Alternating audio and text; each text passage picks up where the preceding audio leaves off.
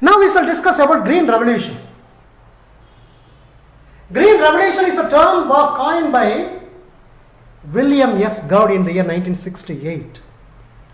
It is defined as the cumulative result of a series of research, development, innovation and technology transfer initiatives. Agricultural production, especially wheat and rice, manifolds worldwide, particularly in the developing countries between the year 1940s and the late 1960s, which have been very popularly developed by great scientists. During this period will be called as Green Revolution period.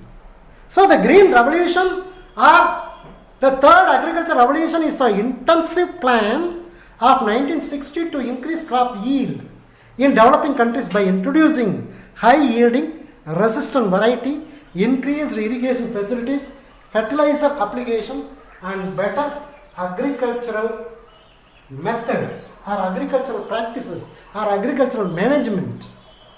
In 1963, semi-dwarf wheat of Mexico was introduced, from which India got 5 prolonged strategies for breeding a wide range of high varieties like Sonara 64, Sonalika and Kalyana Sona, possessing a broad spectrum of resistance to major biotic and abiotic conditions. Same as a wheat which have been produced by Dr. M. S. Swaminathan, produced the first semi-dwarf fertilizer responsive hybrid variety of rice. There is TN1, Taichung Native 1, in the year 1956 from Taiwan. The derivatives were introduced in 1966. Later, better yield semi-dwarf varieties of rice, Java and Ratna developed in India. These are all, a lot of things have been established in the form of Green Revolution. There are various scientists have been involved in Green Revolution. Among them, Norman E. Borlaug. Look at the picture. He is Norman E. Borlaug. He is considered as father of Green Revolution in the world.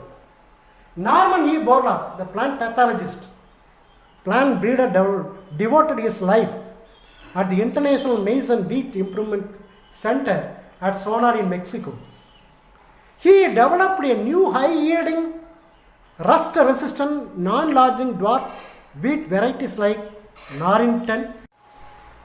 Students, now we are going to discuss about a plant breeding for developing resistant to insect pest. Previously we have seen that disease-resistant variety. Now we are going to see about insect-resistant variety. So various plants have been developed which are being insect resistant. The plant itself they are resisting against various insect bite. Insect resistant in host crop plant may be due to morphological, biochemical or physiological characteristics of plants.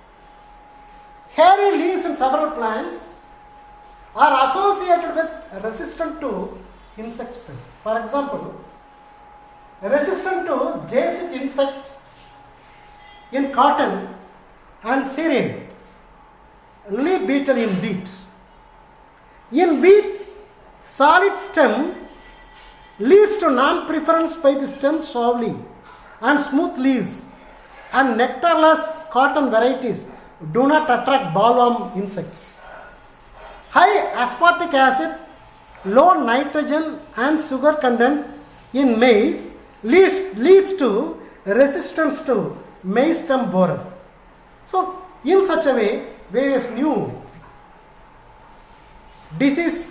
pest resistant variety have been developed by plant breeding method. Pusa gaura is a new variety in brassica variety, rapeseed mustard,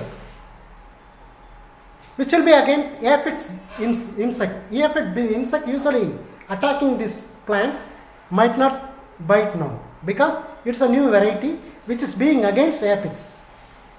Similarly, flat beans are having two varieties of plants, Pusa Sun 2 Fusarium 3. These are again jacet, aphid and fruit borer insects.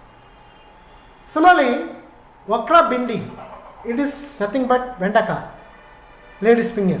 A new variety, Pusa savani, Pusa a4. These are against shoot and fruit borer insects. So these are all a pest resistant variety or insect resistant variety. Then what is modern plant breeding techniques? All genetic engineering, plant tissue culture, or what are the new involvement like protoplasmic fusion? These are all to be used to improve the yield of crops will be called as modern techniques in plant breeding. In the milestones of plant breeding methods, genetic engineering, plant tissue culture, protoplasmic fusion or somatic hybridization, molecular marking and DNA fingerprinting are some of the modern plant breeding techniques tools have to be used to improve the crop varieties. We have already discussed about various techniques and applications in your lower classes. Now we are going to see another concept, a new plant engineering techniques or new breeding techniques, NBT, new breeding techniques. What is NBT or new breeding technique?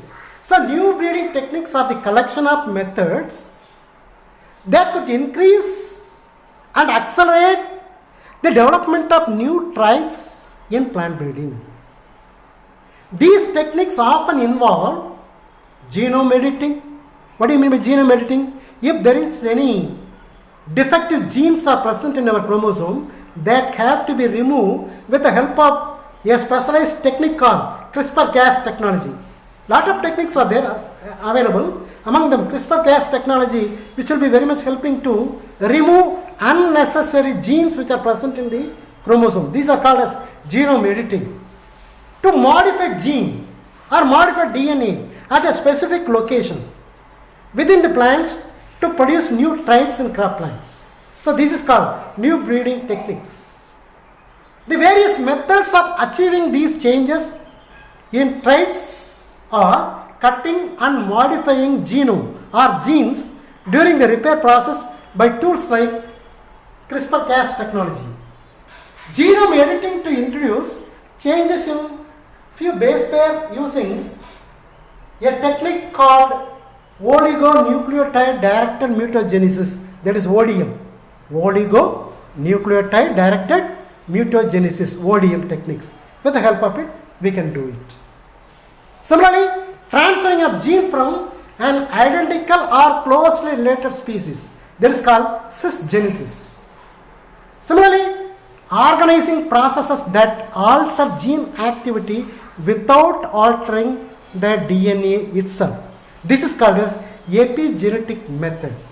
That's all about the 9th chapter, plant breeding. Thank you.